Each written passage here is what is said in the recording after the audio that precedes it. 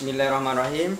Baik, untuk segmen yang kedua ini saya hanya ingin meminta agar Mas Zen ini juga bisa sama-sama memberikan motivasi, memberikan stimulus pada adik-adik santri yang mungkin kebingungan untuk kemudian juga ikut serta di dalam mengembangkan dunia kesusastraan, agar punya motivasi dan semangat juga membangkitkan gairah sastra di pesantren kayak gitu.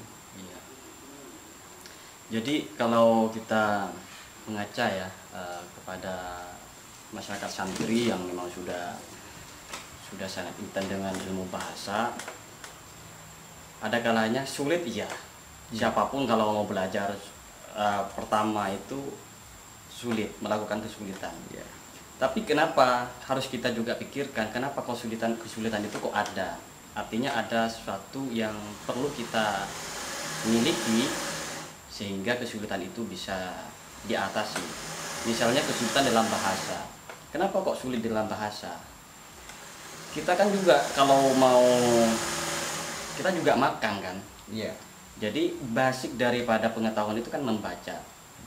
Jadi dari membaca itulah kita bisa ada sesuatu yang bisa kita tulis. Kalau tidak bisa membaca, sulit sekali dicita-citakan atau diharapkan orang tersebut bisa menulis dengan bagus.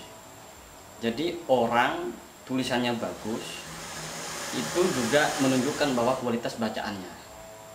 Ya bacaan itu kalau sudah dia tahu teknik pengambilan pengetahuan, dia bisa membaca apa saja sembarang. Karena dia juga sudah punya saringan tentang ilmu pengetahuan itu sendiri. Jadi seorang santri basicnya yaitu menulis, dan menulis itu bahan dasarnya itu adalah membaca. Jadi yang digerakkan itu bukan menulis dulu. Terkadang kan sulit tuh menulis. Iya. Karena memang tidak tahu apa yang mau ditulis. Ya apa yang mau ditulis nggak membaca. Akhirnya intinya adalah rajin membaca itu pangkal bisa menulis gitu. Artinya di balik penulis hebat adalah pembaca yang hebat juga. Itu. Ya. Saya pikir selain gerakan menulis juga ada gerakan membaca. Banyak ya kelas-kelas yang di dunia kita, di Indonesia terutama, itu tidak langsung kepada kelas-kelas menulis, tapi dia kelas-kelas membaca. Digerakkan bagaimana bisa punya minat atau daya dalam membaca. Ya betul. Dalam satu hari misalnya ditarget 10 halaman. Satu hari 10 halaman membaca tentang buku ini. Satu minggu kalau 10 halaman, buku itu 100 halaman, berarti kan 10 hari dia bisa hatam. 10 hari ditanyakan tentang apa yang kamu dapatkan dari buku itu. Walaupun toh nanti pengakuan seorang pembaca itu saya tidak mendapatkan apa-apa, nanti yang dibaca itu kan muncul. Mungkin bukan pada waktu itu, tapi pada waktu selanjutnya, 2 minggu atau 1 tahun setelahnya ketika membaca. Begitu. Gini, biasanya kan teman-teman santri itu males di dalam membaca itu kan, tidak ada wujud yang nyata. Apa sih gunanya membaca ini? Hasil dari membaca itu apa, kan itu masih belum tampak. Iya. Mungkin itu juga perlu stimulus. Ya. Jadi dalam membaca saya terkadang mikirnya harus mendapatkan. Saya dulu begitu. Jadi saya membaca ini saya harus mendapatkan apa? Ternyata hal itu pikiran yang kata sampean tadi, Mas Umar tadi, itu tertutup. Yang paling fair itu adalah mengakui kelemahan kita tidak bisa menyerap semua ilmu pengetahuan yang kita baca. Ya kembali lagi bahwa manusia itu ya makhluk yang lemah ya. Terbatas. Tidak semua yang harus kita baca itu harus kita miliki juga. Dan belum juga yang kita ketahui itu juga belum tentu milik kita juga, kan begitu. Jadi saya teringat ayah saya, abah saya ketika mengajari baca Al-Quran dulu ya. Saya bacanya telat karena selain membaca saya terkadang takut untuk melangkah ke selanjutnya. Tapi sepupu saya ketika dinasihati itu, iya nggak apa-apa salah dulu terus, yang penting kalau pengen baca cepat Al-Quran, salah-salah ya nggak apa-apa cepat. Akhirnya baca cepat, lebih dulu hatam sepupu saya. Tentang dapat dan tidaknya kan belum tentu, tapi Iya. secara pembacaan lebih banyak. Siapa yang membaca lebih banyak, ya dia Cepat selesai. cepat selesainya. Iya. Walaupun nanti toh itu teknik yang bagus dulu ya. Jangan pikirkan tentang apa yang akan kita dapatkan di dalam bahan bacaan kita. Baca aja. Kita ketika membaca gak harus dimengerti. Ini buku kimia yang dimintai untuk dimengerti ya ambruk lah anunya. Filsafat. Iya, itu filsafat langsung dibaca begitu. Ya nggak kuat anunya, saringannya. Sehingga dia harus membaca buku-buku Yang ringan, mudah-mudah. yang mudah-mudah, dan tidak harus menuntut bahwa semua di dalam buku itu harus kita mengerti. Baca aja. Ketika kita sudah baca, merasa asik dengan bacaan, oh ternyata di dalam bacaan itu ada dunia. Di situ ada nanti menemukan manisnya membaca ketika ada interaksi antara bahan bacaan dengan kita. Oh ini buku ini, setelah buku ini lagi, buku ini. Kalau kita belum menemukan interaksi atau komunikasi dengan bahan bacaan, ya kita akan malas-malesan. Dan interaksi itu juga harus dicari, bukan ditunggu. Jadi sudah jelas teman-teman bahwasanya modal mendasar yang paling penting untuk menjadi seorang sastrawan itu adalah harus rajin-rajin membaca, kembangkan minat baca serta daya baca kita. Ya, jangan hanya kemudian kita fokus membaca status saja ketika pulangan santren dan lain semacamnya.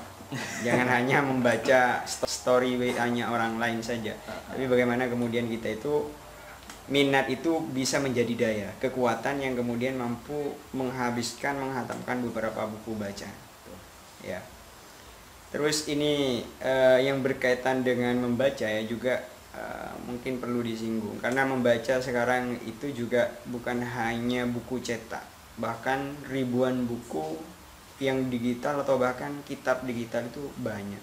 Fenomena itu mungkin bisa ditanggapi. Iya.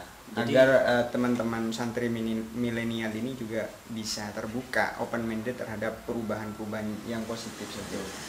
Banyak sekali sekarang perubahan setelah munculnya dunia digital ya, termasuk buku juga banyak yang beralih dari kertas ke PDF dan semacam itu dan semacamnya. Akan tetapi bagi generasi yang sudah sangat dekat dengan dunia kertas, itu terkadang mengalami kesulitan ketika harus membaca di layar HP atau di layar laptop.